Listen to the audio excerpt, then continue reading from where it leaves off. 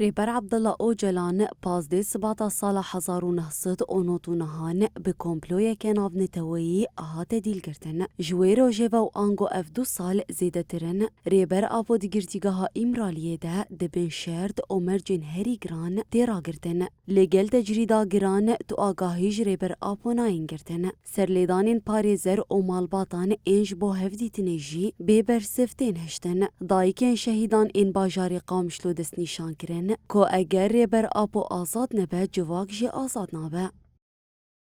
آبو بی بردان هوال آشتی وک هفید که دنیای گشیده. تدناره هر چار پرچه کردستان ایرو ملت لسر نگاهی.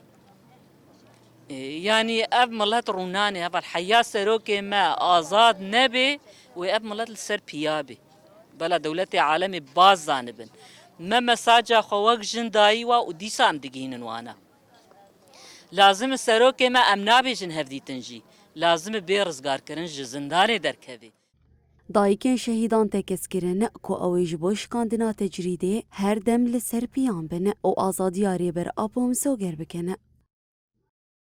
خف قريداين حطان اختاخين جاني مذهبه ام بفكروا فلسفه سروك ابورنن تشد بي براببه ام دوري سروك خو